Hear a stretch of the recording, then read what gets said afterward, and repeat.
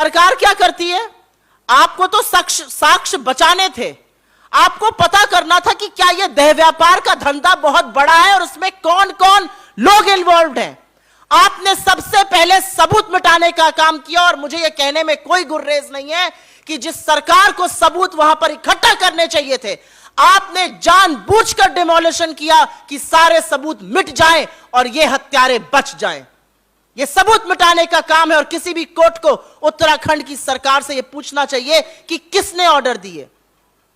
आज सरकार कहती है, उत्तराखंड की अथॉरिटीज कहती हैं कि किसने ऑर्डर दिए थे डिमोलिशन के, अभी यही नहीं पता है। यह क्या विचित्र प्रोब कर रहे हैं आप? क्राइम सीन पर किसने डिमोलिशन का ऑर्डर दिया था, उत्तराखंड की सरकार कह रही है अभी हम यह पता लगा रहे हैं। और सबसे बड़ी बात यह है कि अंकिता की हत्या के बाद यह पता चला है कि कोई वीआईपी आने वाला था और उसके लिए पुलकित आर्या उसके साथ जोर जबरदस्ती कर रहा था। यह वीआईपी कौन था? अगर यह भाजपा नेता का रिजॉर्ट था तो वहां आने वाला वीआईपी कौन था जिसके लिए यह करा जा रहा था? और इस देश को कैसे पता चलेगा कि भाजपा नेता का बेटा और भाजपा नेता का परिवार मिलकर किस तरह का देह व्यापार चला रहा था?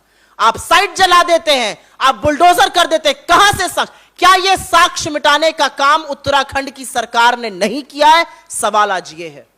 आज कटघरे में ना सिर्फ पुलकित आर्या या उसका पिता बीजेपी का नेता विनोद आर्या है, आज कटघरे में दामी जी की उत्तराखंड की सरकार भी खड़ी है क्योंकि उन्होंने साक्ष्य मिटाने का काम किया है। एक 19 साल की लड़की रिजॉर्ट में काम करने गई, उसकी आंखों में कोई सपने थे, दिल में कोई हौसला था कर देने का।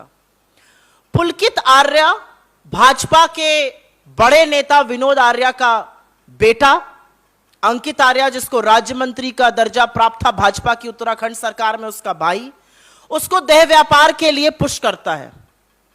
वो देह व्यापार से मना करती है, उसकी नहर में धक्का देकर हत्या कर देता है। और अब यह भी साक्ष्य सामने आ गए कि हत्या करने के बाद वो अंकिता के जानने वालों को बरगलाता है और कहता है मुझे तो पता ही नहीं अंकिता कहां गई और क्या हुआ और उसका फोन गायब है और फलाना ढिमकाना।